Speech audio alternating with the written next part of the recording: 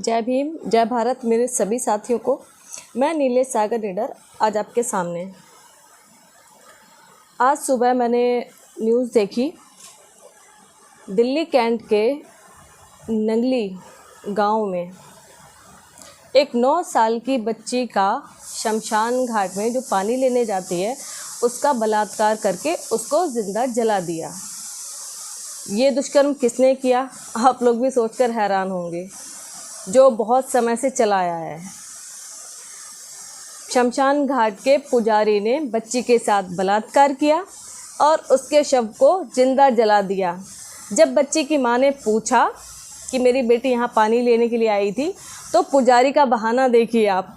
पुजारी ने बोला कि उसको करंट लग गया था, इसलिए मैंने उसको जला दिया, करंट लगने की वजह से। दूसरी बात पुजारी ने क्या बोली कि अगर आप लड़की की बॉडी हॉस्पिटल में देते तो वो डॉक्टर लोग बॉडी पार्ट निकाल लेते। पुजारी ने ऐसा क्यों किया? सबसे बड़ी वजह, पुजारी ने अपने बलात्कार के दुष्कर्म को छुपाने के लिए लड़की को जला दिया ताकि उसका पोस्टमार्टम ना हो पाए। ये सीधी सी, बिल्कुल सीधी सी बात है। आप किसी को भी बोलोगे ना तो वो सीधे शब्दों में समझ जाएगा कि हाँ, लड़की के शव को इसलिए जला दिया गया ताकि पोस्टमार्टम ना हो पाए। क्योंकि इससे पहले भी एक ऐसा ही कांड हो चुका है, हाथरस कांड। आप लोगों ने सुना होगा, हाथरस कांड में भी लड़की के शव को ज़बरदस्ती पुलिस की मौजूदगी में रात को 2 बजे जलाया गया था। ठीक वही कांड आज दिल्ली में हुआ है। क्या हम सरकार से उम्मीद कर सकते हैं न्याय की? आपको लगता है कि सरकार हमें न्याय देगी? साथियों, एकजुट हो जाओ, यही सही समय है। क्योंकि राम राज्य दिल्ली, यूपी, पूरे भारत में अपनी चरम सीमा पर है। इस राम राज्य को ख़त्म करना है हमें। इसलिए साथियों, एकजुट हो जाओ, अभी भी समय है। लड़की सिर्फ पानी लेने के लिए गई थी। जो वाटर कूलर लगे होते हैं जिनमें ठंडा पानी आता है शमशान घाट में, जब वो लड़की नहीं आई तो उसकी माँ उसे देखने गई तो पुजारी उसको जला चुका था। उसके शव को अध जला शव उन लोगों को मिला। मैं अपील करती हूँ समस्त दिल्ली वासी से, जितने भी हमारे साथी हैं, और दिल्ली पुलिस से और माननीय केजरीवाल जी से कि उस दुष्ट आरोपी को कड़ी से कड़ी सज़ा दी जाए। आरोपी को कड़ी से कड़ी सज़ा दी जाए और सज़ा में उसको फांसी दी जाए। फांसी जब दी जाए तो वो सार्वजनिक दी जाए, किसी कोठरी में या बंद जगह पर जेल में ना दी जाए। और उसका लाइव टेलीकास्ट टीवी पर दिखाया जाना चाहिए ताकि और बलात्कारियों को और दुष्ट आरोपियों को सीख मिल सके, सबक मिल सके कि बलात्कार करने की सज़ा क्या होती है।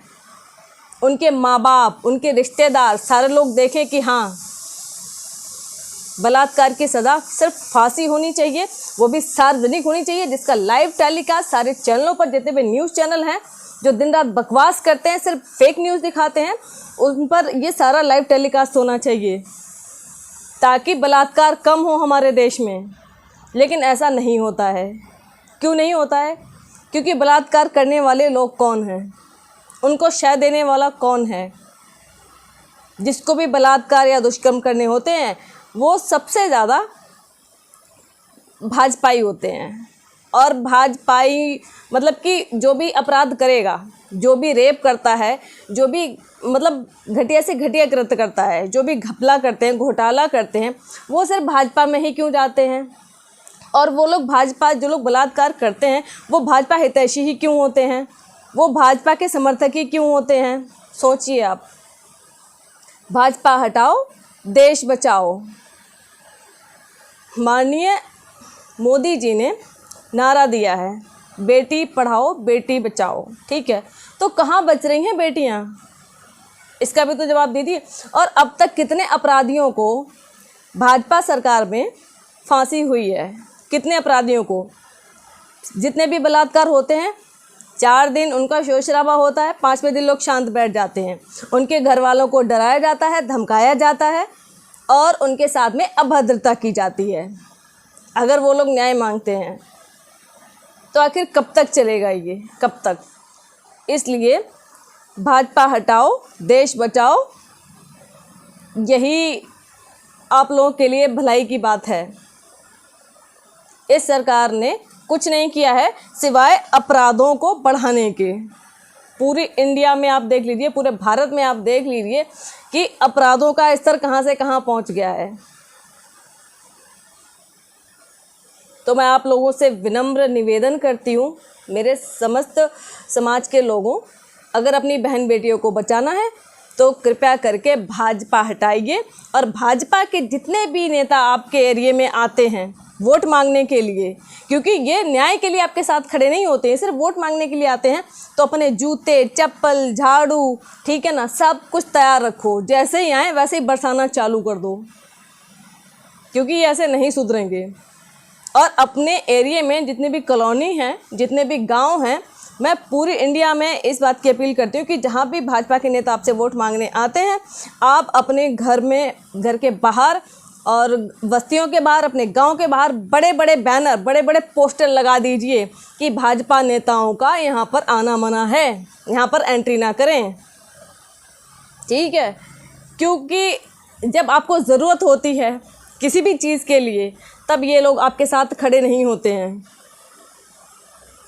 और ऐसे बहुत सारे बलात्कार, जातिवादी कांड हो चुके हैं उत्तर प्रदेश में, दिल्ली में, हर जगह पूरे भारत में, जहाँ पर इन लोगों ने सिर्फ अपराधियों का समर्थन किया है, जनता का समर्थन नहीं किया है।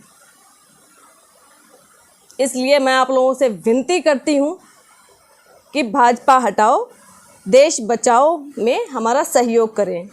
जय भीम, जय भारत।